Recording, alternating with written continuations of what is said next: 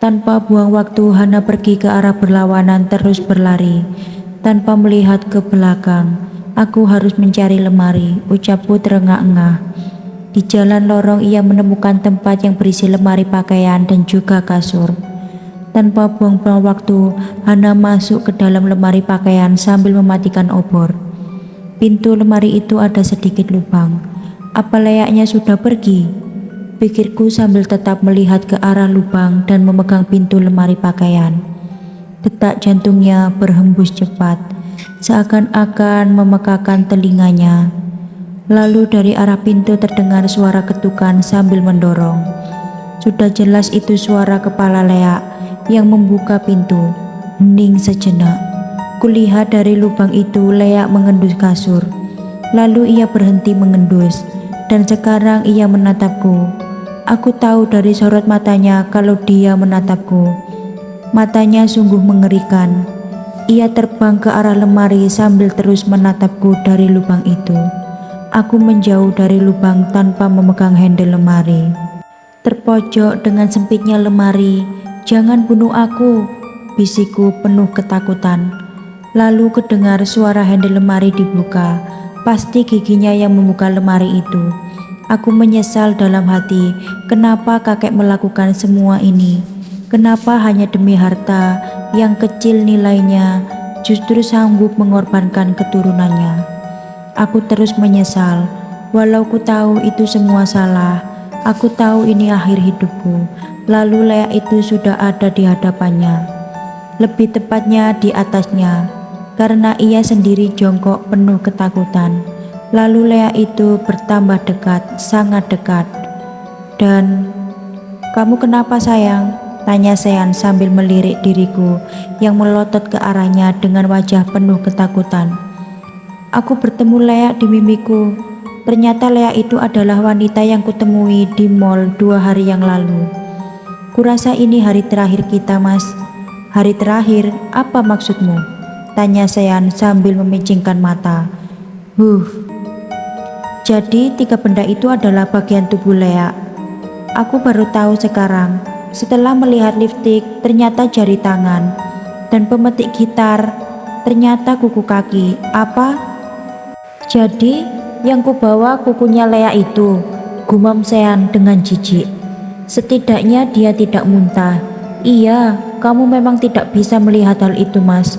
Tapi aku yakin dengan semua ini, makanya kita harus ke tempat nenek. Ya, kamu benar. Tapi sekarang aku sedang berpikir cara menakuti Leak. Kamu ada ide? Kurasa dengan obor sayang. Kita harus buat obor, oke? Aku bakal cari batang bambu. Kamu siapkan kain dan juga minyak tanah. Kira-kira untuk sampai ke rumah nenekmu berapa lama? Tanyanya penuh harap. Aku tak tahu berapa lama, mungkin 4 jam, ucapku, mengira-ngira. Karena memang semenjak tumbuh remaja, tidak pernah ke tempat itu lagi. Cukuplah sekali ke tempat itu, tapi dengan tersenyum getir menambahkan, mungkin 2. Akhirnya di hari terakhir itu, jam 4 pagi, kami siap pergi ke rumah nenek. Berharap ada buku atau diari yang mampu mengungkapkan cara membunuh Leak itu. Aku menatap kosong ke arah pedesaan dari balik kaca mobil. Tak memikirkan makanan, karena selain tidak berselera makan, juga pastinya isi perutnya bakal habis dimakan Leak. Ya, setidaknya ini cara terakhir dan paling pasrah sebelum disantap Leak. Sekali lagi biar Leak gak suka isi jeroanku, hehehe. Kamu kenapa tersenyum sayang? Ujar suamiku dengan tampang sinis. Jelas sekali dia tak yakin apa yang kupikirkan.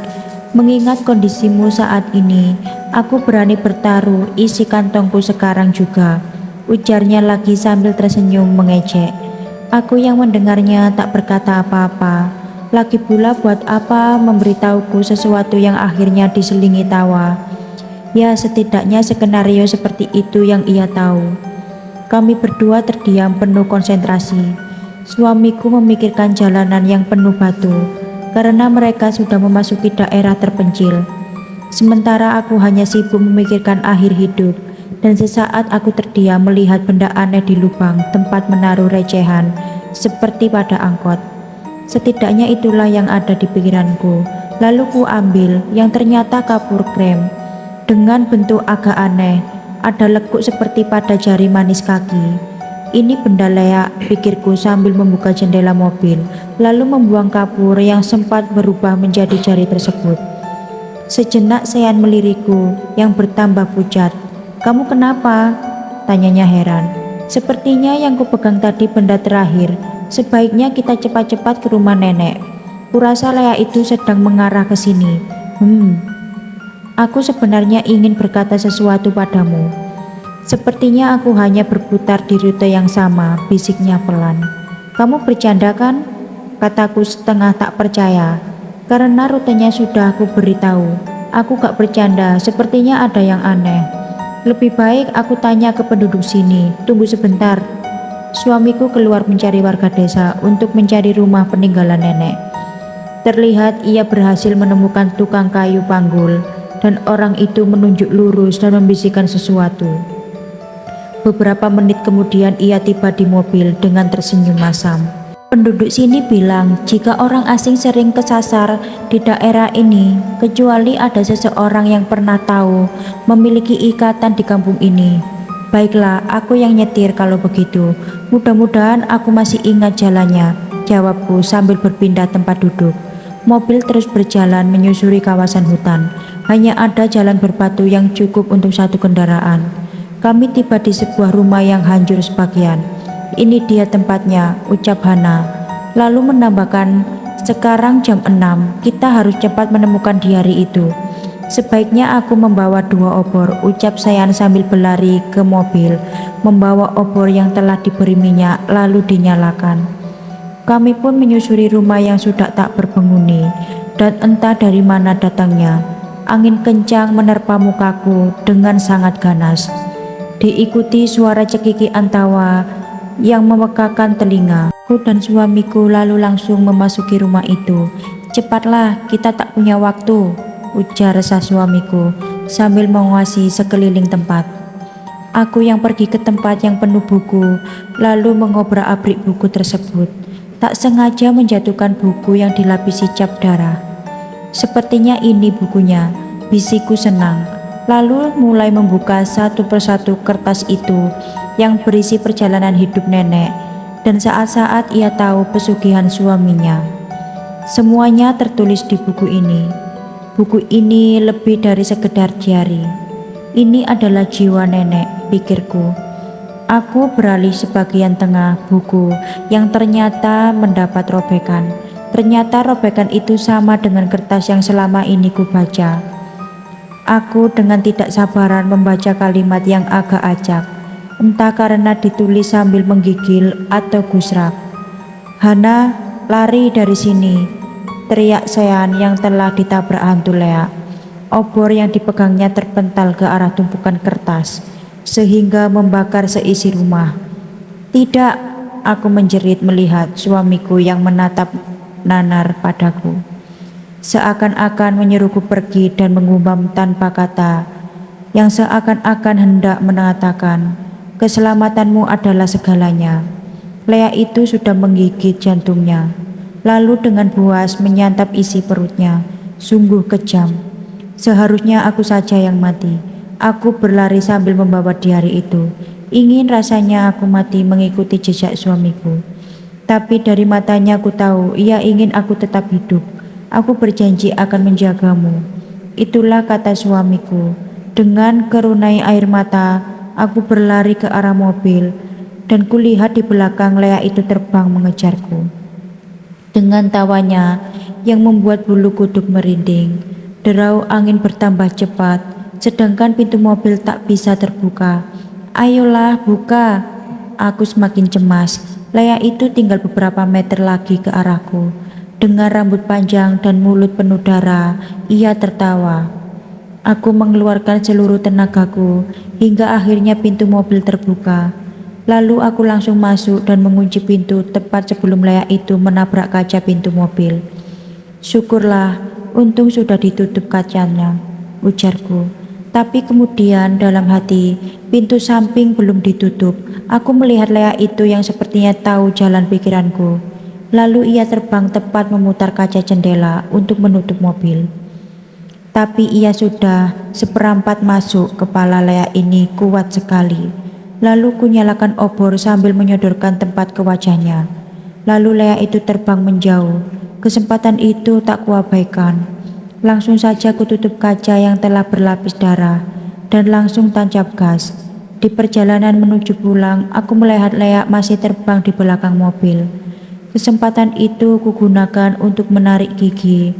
Aku langsung berhenti dan mengundurkan mobil secepat mungkin. Lalu Lea itu tertabrak kaca belakang dan bergelinding ke atas mobil menuju bawah mobil. Aku mengundurkan mobil lagi. Matilah kau Lea, ucapku dengan penuh kemarahan. Lalu melindas kepala Lea itu. Setidaknya dia sudah mati, pikirku, sambil terus memacu mobil. Di perjalanan pulang aku membaca kembali diari itu. Membaca bait terakhir yang tertulis bahwa Lea hanya akan mati dengan pisau. Dan pisau ini terletak di rumah anaknya. Sengaja ia kubur di ruang tamu, tepat di bawah lampu. Jadi di rumah ibuku ada pisau itu. Seandainya pisau itu dari dulu kutemukan, mungkin 3 nyawa manusia telah tertolong. Bisikku dengan penuh air mata. Mas, maafkan aku. Akhirnya, setengah 12 malam aku tiba di rumah dengan membawa 7 obor. Semua pintu dan jendela aku kunci. Tepat di ruang tamu aku membuat lubang di sekeliling untuk tempat 6 obor. Lalu kunyalakan sambil membongkar ubin. Ayolah cepat, cemasku sambil menggali lebih dalam berharap ketemu pisau itu. Lalu tak terasa saat digali seperti menimpa suatu mirip besi. Lalu ku korek yang ternyata lebih mirip pedang. Kemudian ku baca sekali lagi diari itu yang tertulis, potonglah organ Lea itu agar membebaskan jiwa. Kenapa ada baris kosong di akhir kalimat itu? Lalu ucapan itu tak dicernanya, karena Lea itu terbang ke arah jendela, memecahkan kaca dan terus menuju ke arahku. Aku yang melihatnya tak terasa takut. Saat Lea mengarah ke arahku, lalu kutubas organ di bawah kepalanya. Kepala itu jatuh sambil menatapku. Mata itu terlihat berkaca-kaca dan tersenyum melihatku. Seakan-akan apa yang dikatakan diare itu benar. Jiwa Lea ini telah bebas. Lalu kulihat di sudut matanya seperti menatap erat kepadaku. Seakan-akan mengatakan satu kata yang mustahil diucapkan. Karena di mata itu tersirat kata maaf. Dan kemudian akhirnya Lea itu sirna. Seiring dentang jam menuju jam 12. 2 hari kemudian, sekarang aku telah bebas dan mengunjungi rumah nenek kembali, sekaligus membawa jasad suamiku dan mengembalikan diari itu. Setiba di sana, jasad suamiku kumakamkan di samping makam nenek, dibantu penduduk setempat. Sebelum dimakamkan, aku sempat mengambil kaca pembesar di kantong celana almarhum suamiku. Lalu sebelum ku kembalikan diari itu, aku membuka bagian terakhir diari itu, tapi tiba-tiba foto seseorang wanita terjatuh. Tertulis di sana bernama Madalena. Itu memang nama nenek. Tapi setelah melihat wajah itu, bukankah ini wajah wanita itu? Bagaimana mungkin?